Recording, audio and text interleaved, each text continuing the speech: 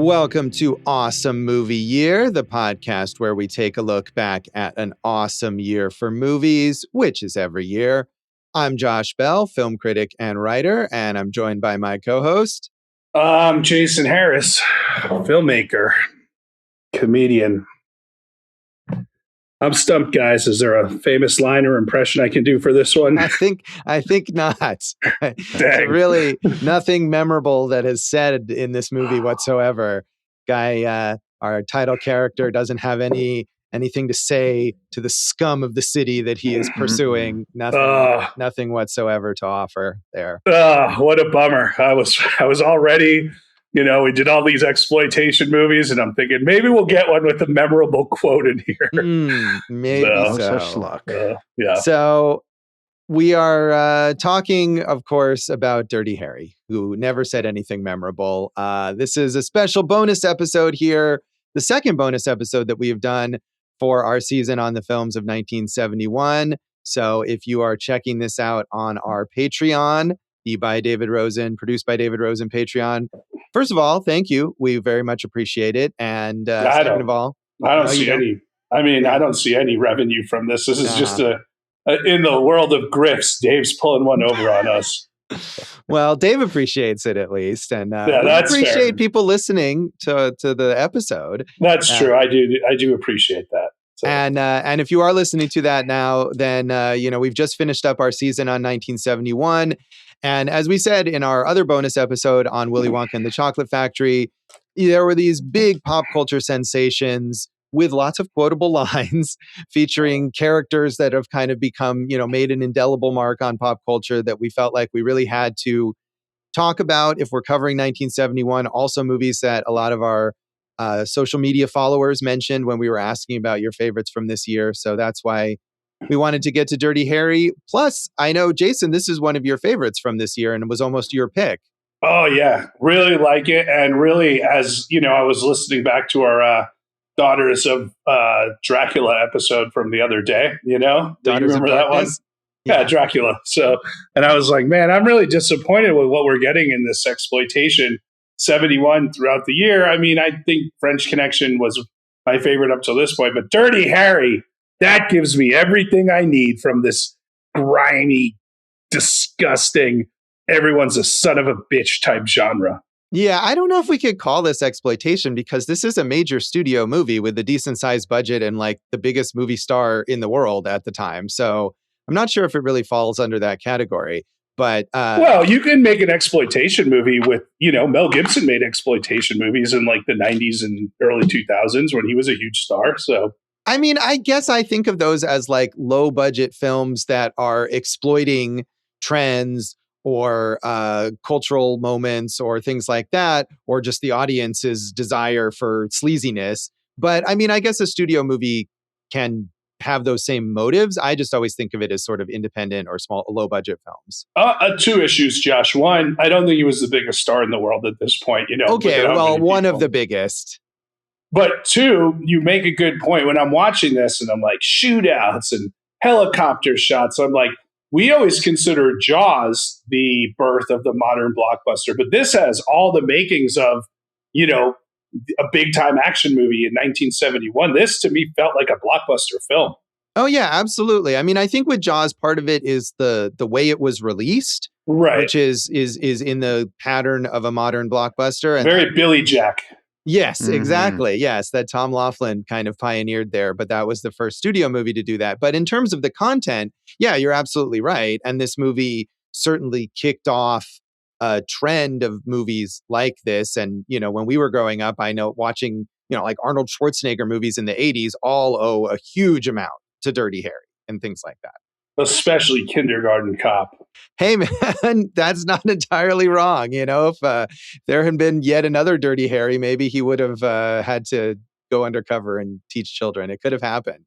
That does seem like a good vehicle for Clint Eastwood. Yeah, I mean, he had to, in Gran Torino, right? He had to deal with his neighbors. They weren't children. They were like teenagers, though, right? And he was trying to relate to the kids. Of all the movies where you can get behind the racism of an old crotchety man, that's got to be top of the list. Yeah, well, a little bit of racism in this movie as well. But it was a big hit. It grossed $36 million on its budget of $4 million.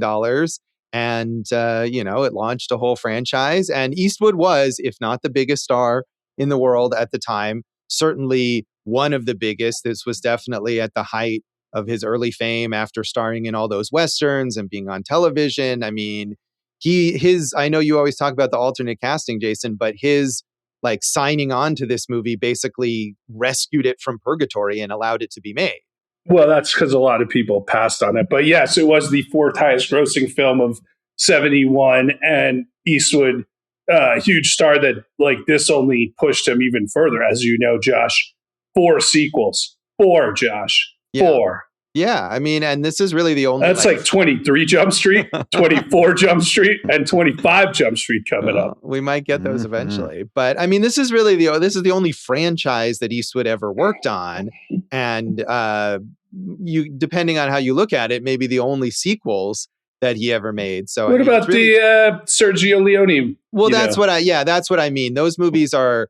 He's not necessarily playing the same character, but he kind of is playing the same character. It depends on how you look at it. So, you know who we should ask? Vincenzo Casaretti. Does he have a catchphrase to offer us? Make him a day. It's not even from this one.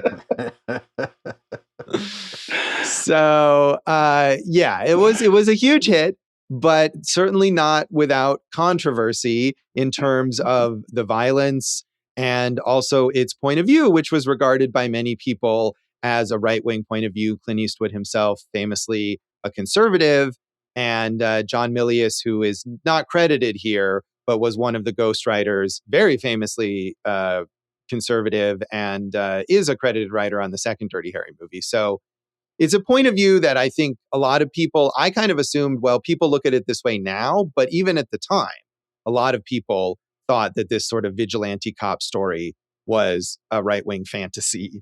It's interesting with Milius, who we haven't gotten to really yet. I'm a big fan, and you watch something like Big Wednesday, and I would consider that the opposite of a conservative film in that point of view. He's a really interesting writer, and I don't know, I just watched The Rip last week, which wasn't very good, but all these like pumped up action bros, they all owe Milius, and even Milius said like he did, like you said, a write on this one, and they cut so much of his stuff because it was too jacked up, bro. Right, and he is credited on the second one, but all of these movies have numerous writers and numerous drafts and versions. I mean, as these big blockbuster action movies tend to have, so it's hard to say exactly what he contributed to each one, and he was never the director on any. John Milius did Red Dawn, though, right? Yes, he did. What do you think John Milius, the filmmaker / writer behind Red Dawn, would think about Minnesota and how conservatives have abandoned their, point of view on that? Well, he's still alive, so you could, I know. I think he's unwell at this point. He's sickly, that may be true. I know his daughter has become a big like conservative documentary filmmaker and things like that. So. And those are always so good and full of facts. Like, right. I think that's really exciting. So I haven't really paid close attention to her, but I believe she has worked on some of these kinds of very explicitly conservative films, and she may or may not have some sort of opinion about that situation. But yeah, I mean, he was a big gun rights guy. I mean, that's something that they talked about related to this film, and especially the second movie, where there's a lot of gun culture stuff, like shooting competitions and things like that. So the idea of someone's Second Amendment rights being infringed may not have been cool with him, but I can't really say. Yes, that's what I would have expected all the Republicans to say. But again, they all abandon everything for cult leader. Let's go back to the show. Speaking of cults, Josh, Scorpio could have maybe run a cult at some point. He could have. Scorpio, the villain, who is kind of, but not really, inspired by the Zodiac killer here, played by Andrew Robinson, who kills people for fun and demands money sends letters to the police. He's a bit like the character in the Snowman, the terrible Michael Fassbender thriller. Mr. Police he's giving them all the clues and asking for ransom or he'll kill. And he very specifically targets people who are vulnerable or people who are kind of would be considered sensitive targets. PR nightmares for exactly. the city. That's good. Yeah. Right. He kills a young woman at the beginning, and then he says he's going to kill a priest. He's going to kill a black kid, and he follows through with these threats. He certainly is not empty bluster by any means. And he's so terrible. He's such a psychopath. Like, he's not just a killer, but he's singling out the most vulnerable people to kill. He's demanding money. He's gleefully torturing people. That the deck is really stacked here, where even if you might not approve of Dirty Harry's tactics, you really want this guy to get it, right? I guess here's the thing with these movies. Like, clearly everyone knows where I stand politically, right? Do I want a movie where they're like 2 hours of negotiating and using diplomacy? No, I want Clint Eastwood / Arnold Schwarzenegger / Jason Statham / Scott Adkins / Michael Jai White / Bruce Willis / Sylvester Stallone to fuck these motherfuckers up. Yeah, I mean, and I obviously that's the satisfying thing about this movie and any of these movies. I do think this movie goes a little harder on not just, hey, this guy is bad and this guy is good and the good guy's going to get the bad guy, but the very explicit conversations they have about how things like the Constitution are holding Harry back from being able to get the bad guy. Yeah, I don't mind that. I mean, hey, again, we're taking a point of view. We're opening it up to conversations. It's not telling you he gets his result in the end, but I don't think it was ever see, guys, I told you, you have to do it my way. It left it open for, this is how this guy does shit, and you can be for it or against it. I guess. I mean, and I know that's how some of it is interpreted. And even Don Siegel himself said that it was kind of the way that it would be interpreted. But I think in contrast to the French Connection that we discussed this season as well, where to me in that movie, it was very clear that Popeye Doyle, who is very Dirty Harry-esque, is wrong. And his tactics are bad. And, the ultimate result in the French Connection is nothing, right? Is very little is accomplished. Whereas this movie, I feel like the way the movie is constructed, Dirty Harry is cool and awesome and right and gets the result that everybody really wanted.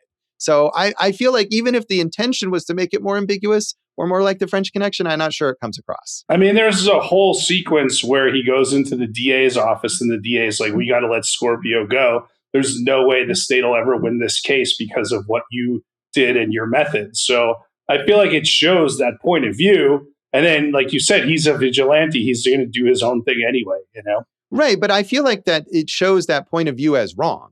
He goes in the DA's office and the DA says, we have to let this guy go because the DA is a following laws, liberal, See, I didn't take it that way. I just took it as hey, this is a cop who's working outside the system. Of course, we've seen that throughout the history of film and in the 70s a lot. And, he did what he did. And the DA was like, hey, bro, can't do anything because you bucked this whole thing up. So then he's like, well, cool, I'm going to just go further outside the system and get what I want. Right. And, right. That's how it is. And you can root it on. You can say he sucks. In the movie, I rooted it on. I'm not going to lie to you. Right. And that's what I'm saying is that the movie does not in any way convey that the DA is right or that Harry did go too far. The movie, I think, conveys that the DA is weak and giving this guy his rights. There's a talk about quotable lines where Harry says, oh, I'm all broken up about that man's rights, that's something to mock. And I think that, again, even if that wasn't necessarily the intention, or at least it wasn't Don Siegel's intention, I think that's kind of the way the movie presents itself. Okay, so if you take it towards that versus Billy Jack, where maybe they're playing all sides of the field, wouldn't you rather have a clear point of view that you can delineate where the characters are coming from? I mean, I think you want to delineate where the characters are coming from. I think having the movie having a point of view that's ambivalent or that is morally, murky or whatever, I think is good and fine. I think it's also fine for a movie to have a point of view that is one that I disagree with. I'm just saying that that's what comes across here.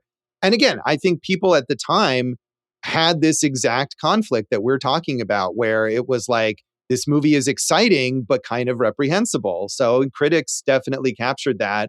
Roger Ebert said, the movie's moral position is fascist, no doubt about it.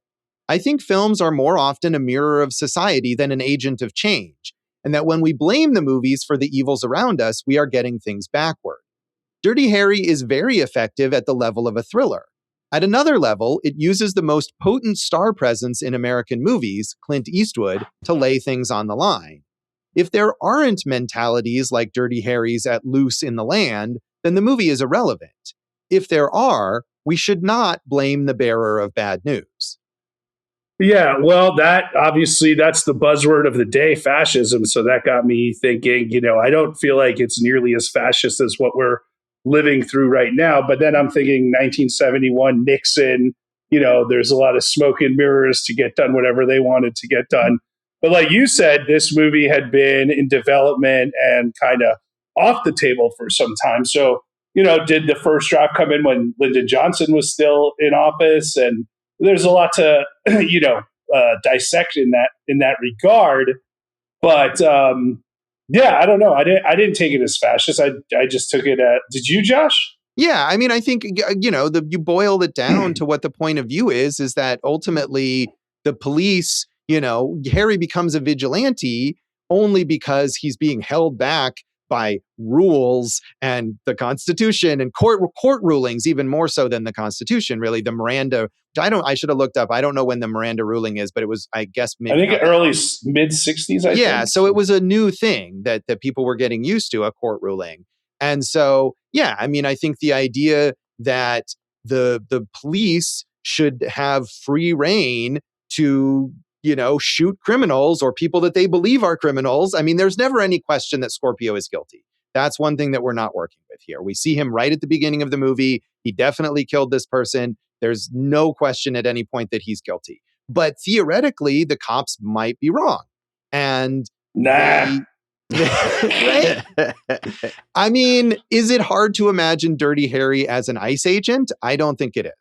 To me, did Scorpio kick a car a week earlier? Right, exactly. Yeah. I mean, Scorpio is also very clearly styled as a hippie. He has the long, shaggy hair. That's true. He wears like a peace sign belt buckle. I mean, that's not a mistake either. He must be a domestic terrorist like all these libtards are. But I didn't see Dirty Harry as an ICE agent because he's not a coward. He shows his face. He confronts people like head on, right? Like it's the exact opposite of what ICE is doing. I mean, okay, maybe it's not one-to-one because they did not know all of those circumstances in 1971, but I think the overall mentality is very similar. Harry is a racist. He's... I made this point with the Popeye Doyle thing, right? Because it's the exact same conversation they have in this movie. He hates everybody, right? So yeah, but he hates everybody by using racial slurs against them. Yeah, in the 70s, where you could argue in the 60s, Lenny Bruce was saying these words mean nothing unless you give him power. So if you're saying he's giving him power, I could go with that. Or if you're just saying, hey, I hate everyone equally, so none of this matters, then that's just a different but why is he the powerful white guy, the one who gets to decide whether those words matter? Oh, I don't know. I have no idea. But I mean, he was a good partner to his Hispanic partner. Right, because that guy was one of the good ones.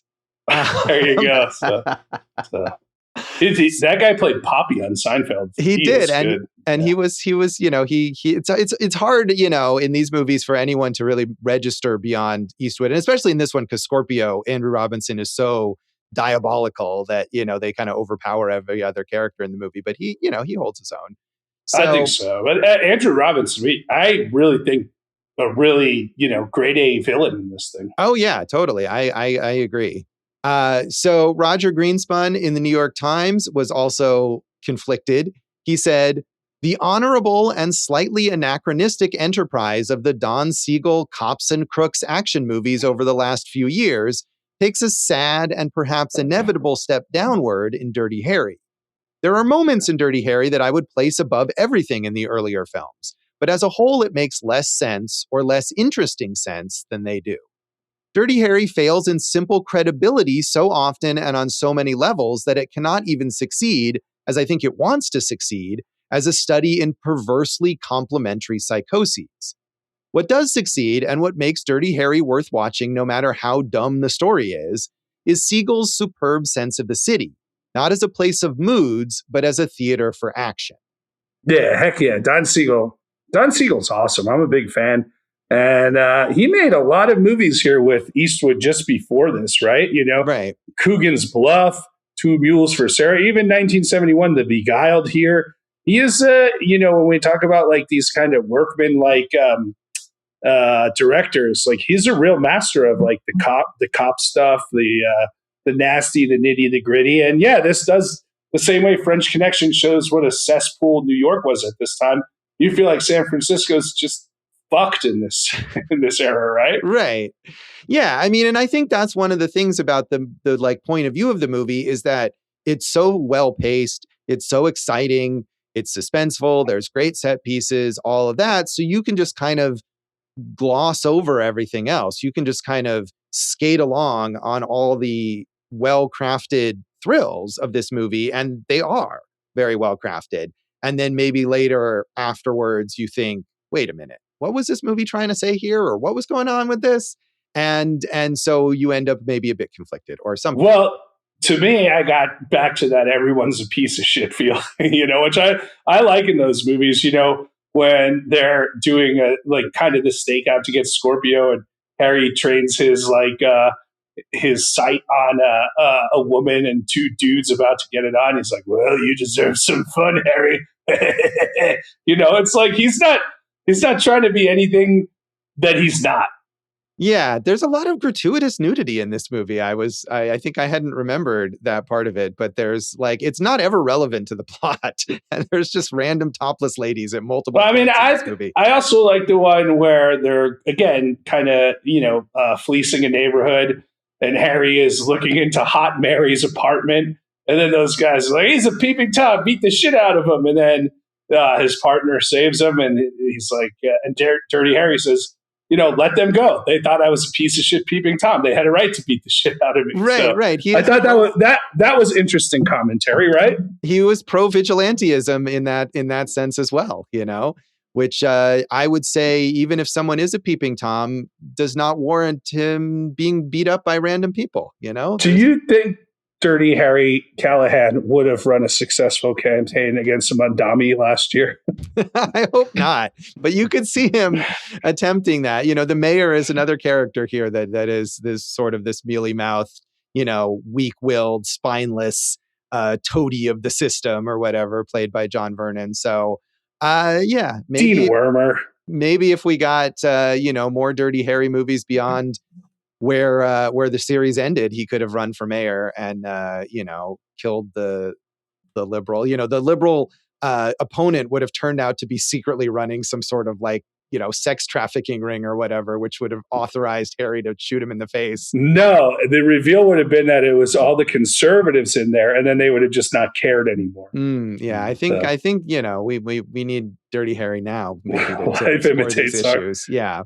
Hey, speaking of mayor, I just want to say, Josh and I, a long time ago in our film club with Josh's old pal, Tony Macklin, we watched a 1 hour paid branded content almost documentary when Clint Eastwood was the mayor of Carmel, California. And it's just him narrating how great Carmel is. One of the weirder pieces of film I've seen. Yeah, that is a weird one. Tony was a big fan. I think it was almost 2 hours. It was a full feature-length film. It's called Don't Pave Main Street.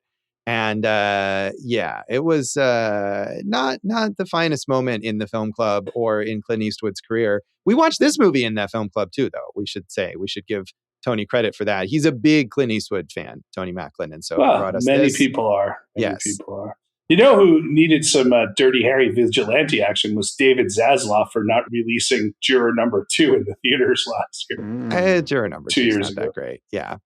So I don't care if it's that great. It's that Eastwood is an icon of filmmaking and deserved one last film out there. That is true. I just did, of all the movies to crusade over, I don't know if that was the one. But that is true. It was not fair. And it was unnecessarily harsh for whatever it would have cost them to do a full release of what will probably be Clint Eastwood's final film as a director. Right.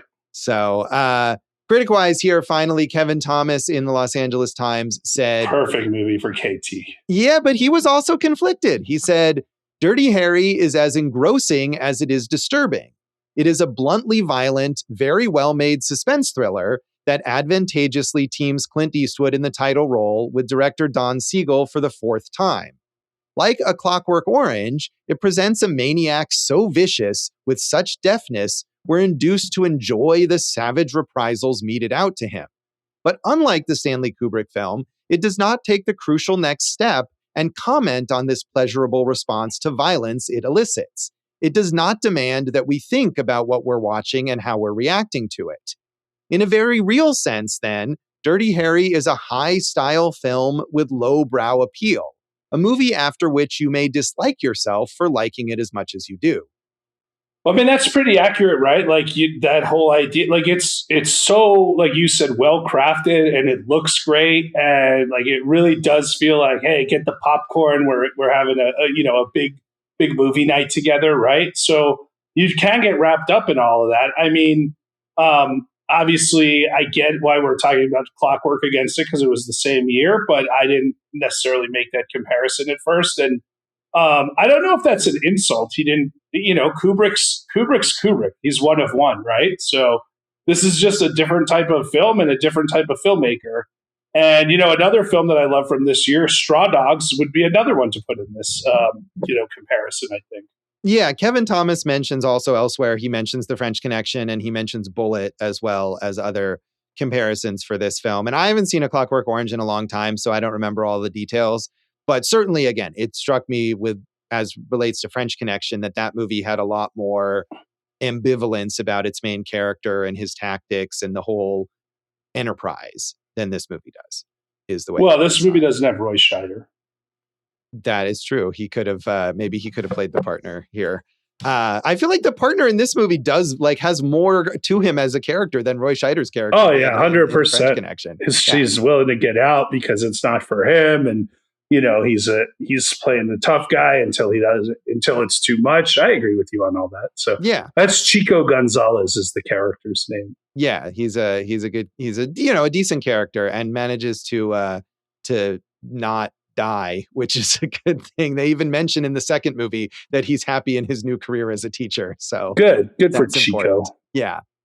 So as I said, we watched this in our film club with Tony Macklin. That was the first and only time I had seen it, 15 years ago or something like that. And I think I liked it fine then, and I like it fine now. But the message of it does make me a little uneasy. And it's a well-crafted action movie, but it's not my favorite in terms of what Eastwood has done. So, Jason, did you watch that with us? I wasn't there. I wasn't there that day. I watched this for the first time when I read the Tarantino book, Cinema Speculation, which includes both a chapter on this and Escape from Alcatraz, another teaming of Siegel and Eastwood. So watch both of them at this time. And I guess to me, I don't know in general, but certainly for this, I didn't care about the message. I was just like, right, yeah, go, murder, kill, jump off the overpass onto that bus, do it. I mean, that bus thing is great. Absolutely. It's a great sequence. Which he did on his no stunt double on that one. Yeah, so. Good for him. Yeah. So, Dave, had you seen this before? I couldn't remember, and I still can't remember. I know I watched a bunch of Clint Eastwood's earlier movies, including stuff from this era.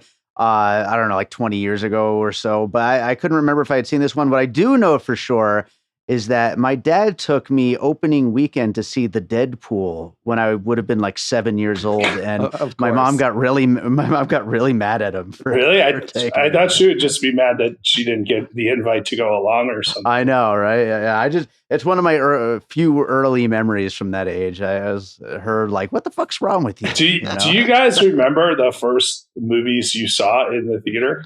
That's literally the earliest one that I like remember. Other than that, I mean, obviously I'd seen something before that point, but yeah. I remember seeing Follow That Bird, the Sesame Street movie. It's so good. More appropriate than the Deadpool, I think, probably. That one gets lost in the shuffle of the Muppet movies, but it's pretty solid. I watched it not too long ago. So. I mean, I think I watched it when I was 6 or whatever and have not seen it since then, but I believe you that it would hold up. I remember obviously Bambi in the theater, but then I remember my dad taking me and our family friend Sam to see, maybe it was Wrath of Khan. It was one of the Star Trek movies, and I had no idea what was happening. Yeah, Wrath of Khan is a great movie, but like that is not even like a Dirty Harry thing where you would be like, action, excitement, get that guy or whatever. It's I had no context for it. Right, exactly. There's nothing there. I mean, you could watch the Deadpool, I'm sure, without having seen the other Dirty Harry movies and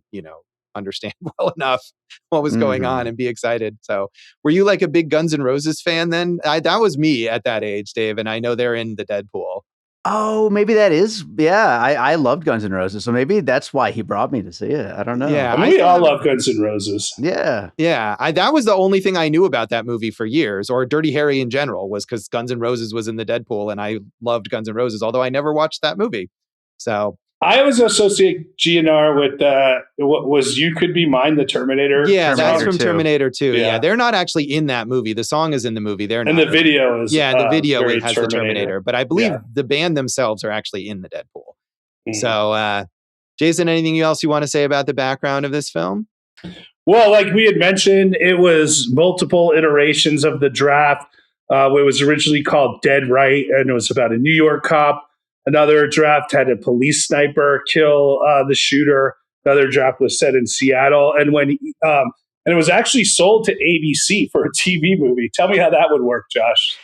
I mean, this is one of those characters and franchises that I was like, we talked about the failed, Popeye Doyle TV show. I'm surprised that there was never an attempt to make a Dirty Harry TV show once these movies became so popular. I think now with, obviously streamers, you would have a better, kind of grittier feel to the whole thing.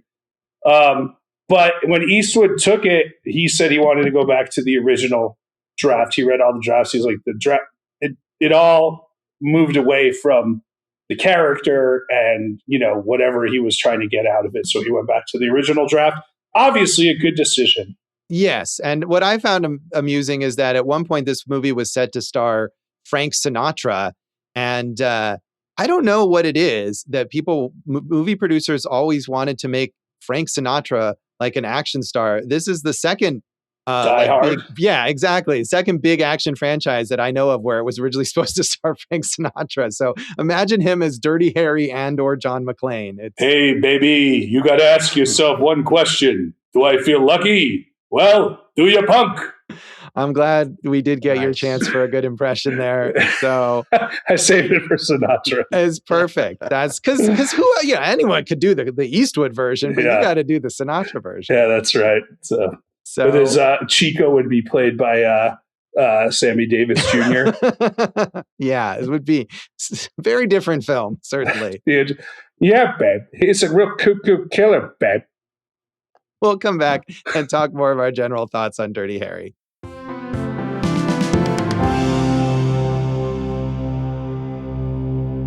Welcome back to Awesome Movie Year. In this bonus episode for our season on the films of 1971, we have been talking about Dirty Harry with Clint Eastwood. And Jason, you're a big fan of this film. Is there any specific thing you love that you haven't mentioned yet? Yeah, well, we alluded to it, but I think this movie doesn't work unless you have a villain that can go toe-to-toe with Eastwood, who's obviously an iconic major presence. And I really thought Andy Robinson did such a great job of playing this really crazed, fucked up, psychopath. And he, when you see how far he's willing to go, paying people to beat the crap out of him so he could say the cops did it, like, this was a really impressive villainous performance to me. Yeah, it is good. And as I said, I mean, they make him like so, like every possible horrible thing that anyone could do, they have this guy do, and it's a bit ridiculous. So you got to have an actor who can make this character like not believable per se, but make him work within the context of the story and make you in the audience feel like, yeah, we got to get this guy, go Dirty Harry, shoot this guy, kill him, don't listen to the stupid DA. And I think, yeah, Andrew Robinson does a great job of that. And he really gets you the sense not only that this guy is like evil, but that he really loves being evil. Like he's having so much fun being evil, like all the way until like he's dead, basically.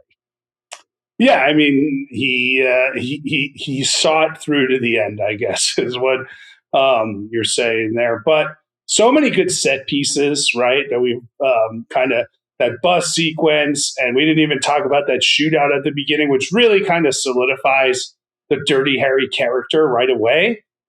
So I think when you talk about the craft, you know who this character is. You get these big set pieces. You get these like. I really thought that helicopter, delivery of Dirty Harry was important, not just to give the movie a bigger feel, but you get the whole view of the city that way, right? And you see what he's got to work against and everything. So I just thought this was, whatever you feel about it, it was a tightly crafted piece from page to screen. Yeah, it is tightly crafted. I mean, and it's not, I mean, now movies like this are 2.5 hours long and it's only 100 minutes.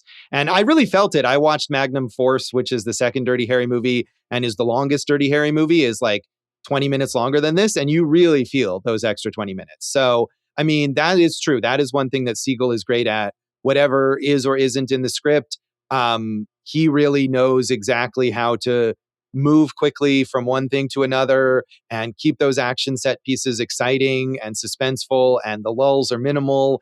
And we understand enough about the characters, and then we move on to another cool action thing. I do find it a little ridiculous. I know it's like a key part of the character, and they keep doing it, and it's important to, I guess, establish him. But he foils like 2 random crimes, like on the way to do other things in this movie, including when he delivers that iconic line where he's just like eating a hot dog across the street. And he's like, oh, look, there's a bank robbery. I better go stop them and shoot them all and kill them and create chaos in the street and perhaps let some bystanders die. I mean, he didn't kill that one guy. He killed some people, though. He did, but not all of them. No, way to go. Real restraint. But I mean, it's one of these things where, again, I mean, this is a trope of the genre where you see, all these cars are crashing and, he's like shooting wildly through the street where there's people everywhere. And you just have to take on faith that he didn't kill any random people. And hey, at least it's not as ridiculous as it gets in later movies, whether you're talking about a Schwarzenegger movie, or I definitely kept thinking of Bad Boys to go to something that we've talked about on this show that takes this to like an absurd degree. But those characters are absolutely like on a clear spectrum from Dirty Harry to the Bad Boys. Do you think this and Popeye Doyle are the first of those 2 characters? I mean, maybe. I don't know if I'm 100% knowledgeable. And some of those other early Don Siegel movies that are mentioned in those reviews, I haven't seen. But I mean, I think this movie being such a huge hit and such a pop culture sensation really created the influence. So even if there were other movies or other characters that had those aspects to them before this is the one that sort of made studios say, hey, we want to make more movies like this. Well, it's not the same year, it's not the same city, it's not the same point of view, but I think Dog Day Afternoon is a great companion piece because the messages of what's going on in the world and the cities and how government is letting the people down and anyone can do anything and just run rampant with it, I think is very clear. And it does make you wonder what the fuck was going on in the 70s in all these major epicenters. Yeah, I mean, Dog Day Afternoon is a much better film and a much more, thoughtful film I would say, than this is. And I think if you're talking about the influence that moves forward to movies like Bad Boys, Dog Day Afternoon is not it. And this is the. Oh, I don't care. No, I'm just comparing these two. I'm not. Yeah. I don't know what your obsession with Bad Boys is all of a sudden, but I'm over it. So, well, just general, the idea of these loose cannon cop movies, again, earlier, like talking about Schwarzenegger movies or Stallone movies, Cobra, the Stallone movie. I remember that was one of the first R-rated movies I ever saw. But nobody cares about Cobra, right? So it's like, what are the ones people care about that have lasted? The fucking Bad Boys movies, as we discussed in our episode. People really like those movies. Nobody likes Cobra. You're right. Or people like it, but nobody remembers it really. No. So, I don't know. I mean, maybe that whole genre just kind of rubs me the wrong way in a lot of ways. And, but here I could get caught up in the excitement of the chases, of the shootouts. This is a well-constructed film. It looks great. The score is amazing. The Lalo Schifrin score in this movie is so good and is like such a key element. Again, watching that second one, which also has a Lalo Schifrin score, and it's not a very good movie, but every time the music comes in, you're like, okay, all right, I'm into what's happening right now because he's just so good. So all of that stuff, I'm all in favor of that. I feel like the partner two could have been nothing as a character, and they try to give him maybe an alternate perspective to Harry, where, he gets injured at one point and he's like, you know what? This isn't for me. I'm not you, Dirty Harry. I'm not putting myself out there all the time. Harry sacrifices everything else in his life to just focus on catching criminals. We get a brief mention of his dead wife, and that's it. Do you hear more about her in the second one? No, the weird thing in the second one is there is a brief reference where he kind of like looks longingly at a picture of them. But in the second one, there are like multiple hot women who are just like throwing themselves at him. Yeah. Oh, yeah. Dirty Harry. Yep. Yeah, it's not far off. That gun's not the only magnum that you got, huh? Exactly. So, I mean, I think here we're meant to think of him as this like stoic, like self-sacrificing, maybe he's closed himself off after his wife has died or whatever, but he opens back up there. All these cops have side pieces, Come on. Yeah. We just did that with the Liam Neeson movie not too long ago. And it's like, this guy doesn't have his life together, but, there's a lady out there who is either attracted to the boys in blue or thinks that they can fix them, they're going to find them. Right. I mean, I think it's less about that and more about like the guy himself, where he's like, I would not, I'm not. People like this are not emotionally available, really, usually. No, I mean, that's clear. He's not emotionally available. If that's what you're looking for, this is not your man. No, Dirty Harry's not for that. Josh, early 70s, you could get away with killing 2 kids in a movie and hijacking a school bus full of kids. I don't think you could really get away with that nowadays. Yeah, they do really just, and especially the black kid, the 10-year-old black kid that he kills, they really just kind of gloss over that. And there's one bit where like they're at the crime scene and the kid's mother is coming up and she's all crying, and Dirty Harry just says to Chico like, oh, go deal with the mother. Like, he's push her off screen. He's not the bedside manner guy. No, he's the he's not vigilante justice guy. There's that's what he's good at. Right. Would you want him being like, would you want him dealing with the mother, or would you want Chico dealing with the mother? No, you want Chico. But I think part of the issue maybe with the message here too is like, does Dirty Harry care about the 10-year-old boy who was killed or the girl who was killed? Or does he just like having a reason to go kill this guy? I mean, I think he cares about justice. It's just his own type of justice, right? So, he's waiting for criminals to commit crimes so he can fuck them up. Right. So he's eager to have an excuse to fuck these people up. Well, but he's not pro-crime. He's not like commit more crimes so I can keep fucking you up. I think he's trying to eliminate crime. Imagine a world with no crime. Who would Dirty Harry be shooting? Himself. Would he, Josh, or would he have been a classical composer at that point? No, I think Dirty Harry could not live without criminals to go shoot. Really? Yeah. Do you not think that? I mean, I can't imagine a world without crime, so I'm way behind you. Okay. But what I'm saying is that as a person, this guy his entire personality is I kill criminals. Right. I think that's a great part of the new Naked Gun with Liam Neeson. Like that's like his character trait. He just really wants to kill people, and like that. I think that's based on this for sure. Yeah. I mean, that movie is actually a smart parody of this stuff. There's that line, right, where he says something like, when you kill a man, it never escapes from you. How awesome it was, right? And that's Dirty Harry right there. Yep. Yeah, it's just the time piecing of this as we're watching this after, Renee Good and Alex Pretty is really kind of hard to, make fit. Yeah, I mean, and I think that is when you notice, maybe it's because of the moment, and maybe I didn't notice it as much the first time I watched it, but you notice what this movie is saying. I wish Dirty Harry would go fuck up these ICE agents. I just am not sure that that's what Dirty Harry would be doing. I would agree, but I could still, hope for it. You can hope for it. That is true. I don't think Clint Eastwood has weighed in, although I'm not sure I would trust Clint Eastwood to have the right perspective. He's 95 right now anyway. So. Right. Yeah. We'll leave him alone. So, Dave, did you have any thoughts on this?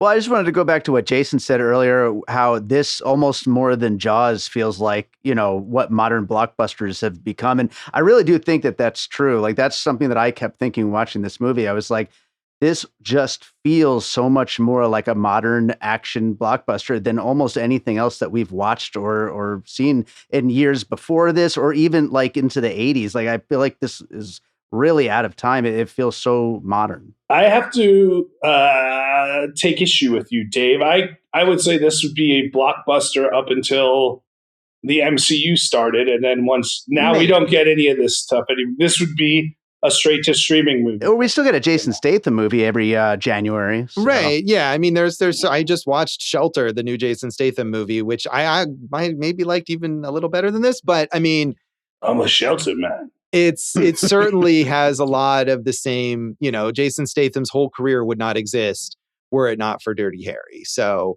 yeah, I mean, I think as far as blockbusters go, Jason, you're right that it now needs to be that level of MCU spectacle. But this is why I kept thinking of Schwarzenegger, and like that stuff dominated the 80s and into the 90s with those kinds of movies. And Schwarzenegger's career also would not exist were it not for Dirty Harry.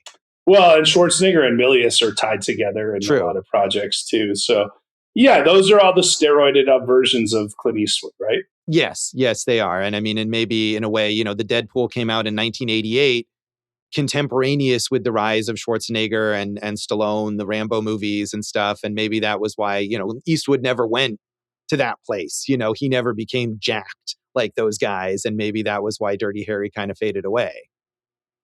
I haven't seen any of the others. I know you watched the second one, so I can't really say. This is is Magnum Force you watched? Yeah, Magnum Force, which is from 1973. So that's still in the sort of pre-80s blockbuster period.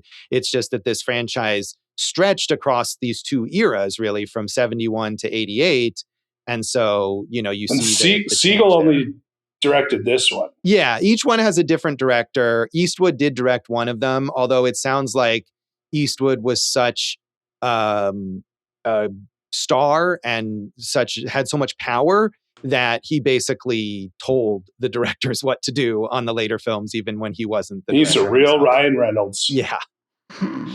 So should we rate this out of 5 44 Magnums? Sure. I gave it 4, man. This is the type of action movie I love, and 2 times I'm into it both times. And give me that sweet hardened city justice. All right, Jason approves of Dirty Harry's tactics. I give this 3. I don't know what I gave it the first time I watched it. It was when I was rating things on Letterboxd, and I might have liked it a little more. But I do think just the message of it kind of left me a little uneasy, but is very well crafted. And it's certainly, as we keep saying, a huge influence on so many other things. So 344 Magnums from me, which is really more than anyone should have, I think. So, Dave, how do you rate this? I'm going 3.5. I liked it quite a bit. And I'd be curious to rewatch the Deadpool one of these days. See if I remember any of it. I think that has like the worst reputation of all the Dirty Harry movies. But hell yeah. You can watch it with your dad if he ever speaks to you again. That's true. Yeah. We'll come back and talk about the legacy of Dirty Harry.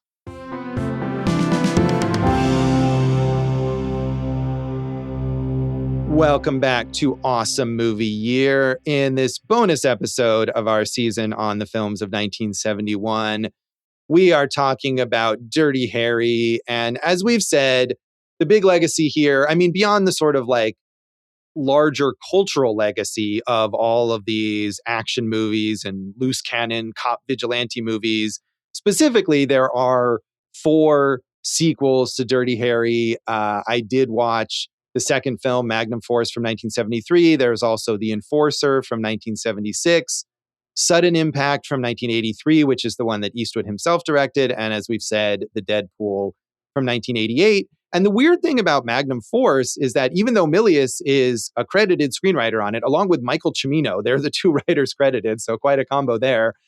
It's weirdly almost like half an apology for the point of view of this movie. The whole plot of that movie is that there's this sort of like secret rogue unit of cops who are going around and vigilante killing a bunch of criminals and don't really care about the collateral damage and kill other people, including another cop.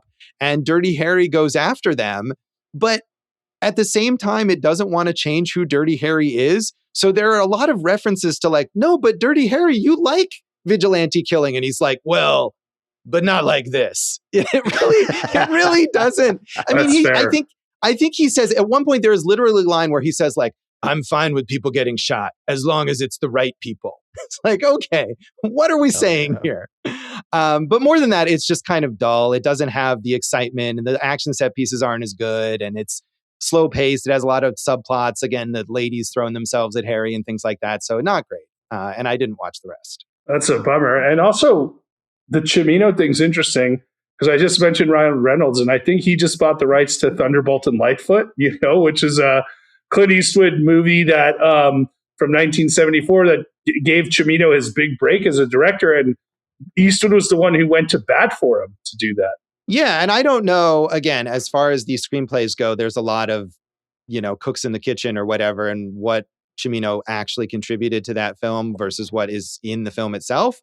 But he is credited there, and I'm sure he had at least a significant impact on what ended up on screen. Well, Josh, you had said at the beginning, he was the biggest star in the world. I think he became the biggest star in the world probably after this and some of the other stuff he was doing in the 70s. Yeah, I mean, and part of the reason it seems like that this became a franchise was, I mean, they were all other than the Deadpool, all of these movies were huge box office successes. And so the studio obviously wanted more, and Eastwood came back because doing Dirty Harry movies gave him the leeway to get financing for other movies that he wanted to direct. And that's a common thing. Yeah, that's awesome. Yeah. We love that. So, Don Siegel, man, I'm a fan, Josh. I'm a fan of his work. I watched Invasion of the Body Snatchers, which I did not like that much. I know you like that. Oh, I love, that's one of my favorite movies. Yeah. Escape from Alcatraz, interesting piece with Eastwood from 79. And he also directed the last John Wayne movie, The Shootist, which I think was 76. Yeah, I haven't seen that, but I mean, he had an incredibly long career as a director from the 40s through the 80s. I do love Invasion of the Body Snatchers. His version of The Killers with our friend Lee Marvin was quite a good one as well. I saw it at the TCM Festival one time. And I have seen Coogan's Bluff, although I really don't remember anything about it. That's another of his Eastwood collaborations. I got to ask you guys a question. So we're talking about the different writers who worked on this thing. Another draft of this one was written by Terrence Malick. What do you think that movie looks like?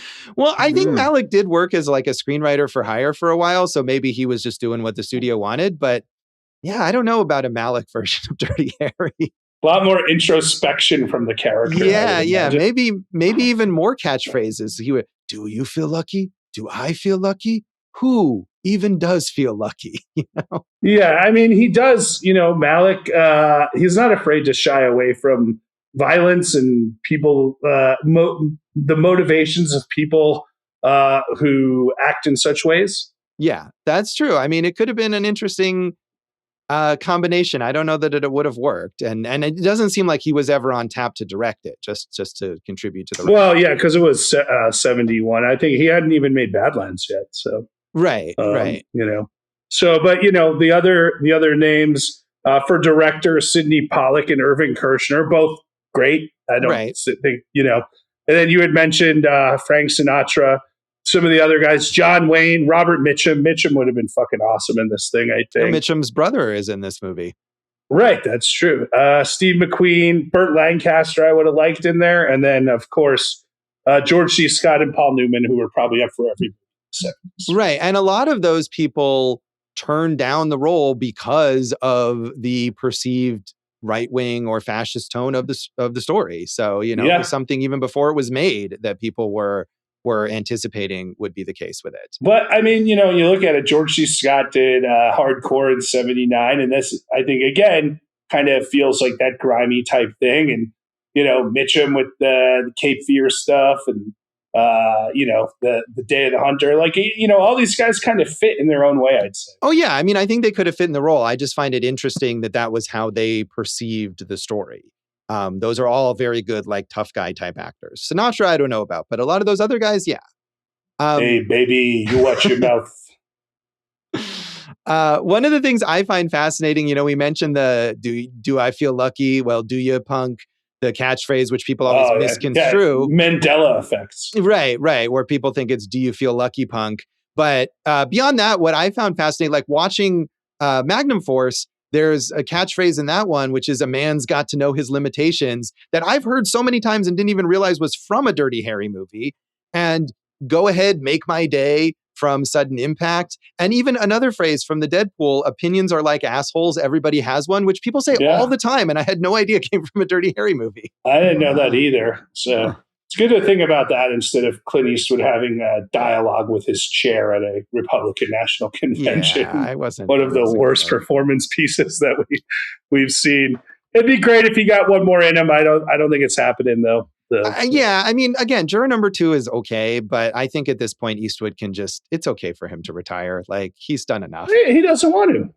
Well, I mean, maybe he does now. I don't believe there's been any word about him doing anything else beyond that one. And he's 95 years old. So he's a young 95. Mm-hmm. I did read, I was like glancing through his Wikipedia and I noticed that like, in the personal life section, like his most recent, the person that was listed as his girlfriend had passed away. And I wondered about that. And it said that, they were together for like 10 years and she reportedly died of a heart attack. Weeks later, or maybe a month later, it was reported that Eastwood was in a new relationship. So he's a big ladies. Star. Yeah. So Josh, you mentioned Reni Santoni, who played Chico, Poppy on Seinfeld, and was in Cobra, which you had mentioned. Oh, yeah. John Vernon, the mayor we all know as Dean Wormer from Animal House, and was also in the Eastwood film, The Outlaw Josie Wales. And Andy Robinson, our friend, the evil Scorpio, not my friend. Other evil movies, he's in Hellraiser and the really evil Star Trek Deep Space Nine. He's great on Star Trek Deep Space Nine. He has a really complex character. Guy's a good actor, man. He's a good actor. That character is one of the most fascinating, complex Star Trek characters who is like very morally ambiguous. And he just reprised that role as a voice role on Star Trek Lower Decks like last year.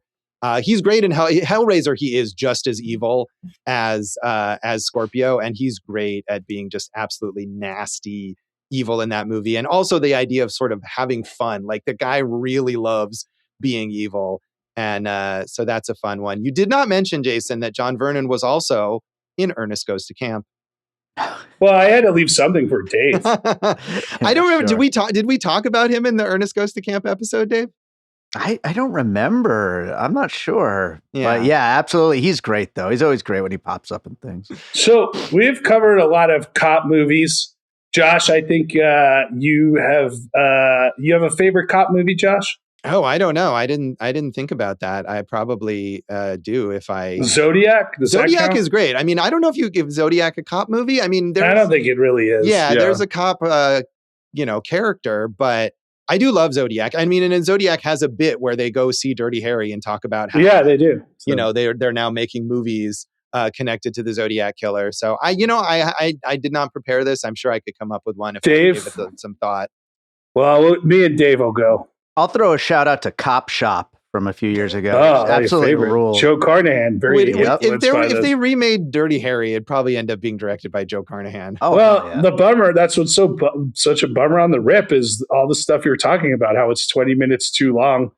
going forward on these. You see that in The Rip and, those Matt Damon interviews where you're like, yeah, you have to repeat the plot for every scene because it's Netflix and people watch on their phone. It really affected the movie to me. My favorite cop movie, I think we can all guess what it is. 1, 2, 3, Heat. We all guessed it at the same time. That makes sense. That's a good one. Yeah, I do love Heat. And Heat is another one. It has that amazing bank robbery shootout. And I love Heat. But so good. I definitely think during that scene, like, how many bystanders are they killing in this scenario here? So, Dave, did you ever play the Dirty Harry video game? Ooh, no. I wonder when that came out. I think it's from the 90s, but see if you got that at... do you have vintage video games at Wax Trax? In storage. One day I'll find room for them. All right. Well, I look. Josh, you want to recommend a cop movie then? I'm drawing a blank. Bad Boys 2? I recommend Heat. Heat is fantastic. And I recommend Zodiac. Those are both great. You suggested that I liked those and you were correct. So, see, Josh likes me better than you, Dave. Yeah. Mm-hmm. I don't recommend Cop Shop. Not a fan of that one. So anything else you want to say about the legacy of Dirty Harry, Jason? I think there's nothing left to say. This is the definitive conversation on this film and this franchise. As every episode we do is the definitive take on every movie here on Awesome Movie Year. So that's Dirty Harry, and that's this episode of Awesome Movie Year. You can check us out online and on social media. Do you feel lucky enough to check us out on social media, Josh? I hope you do.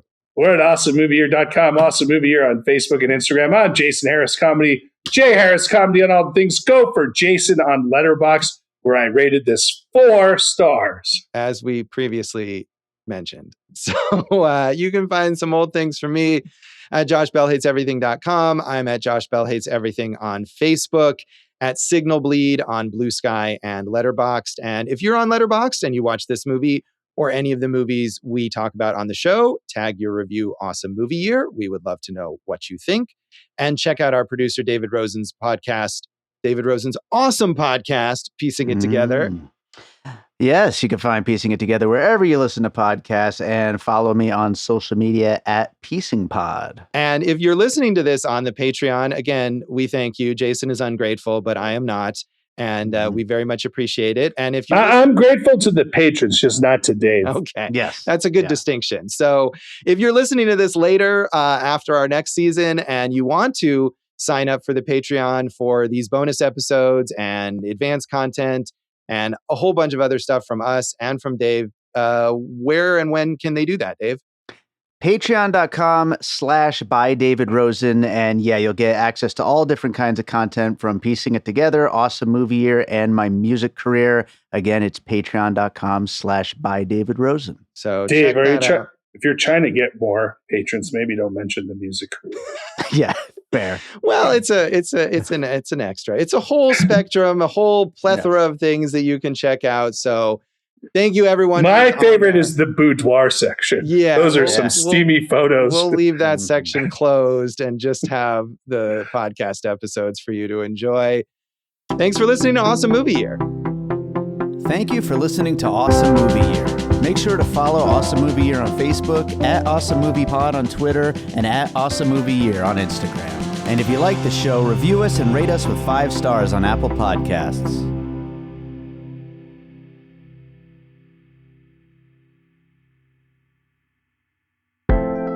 An All Points West production, produced by David Rosen in Las Vegas.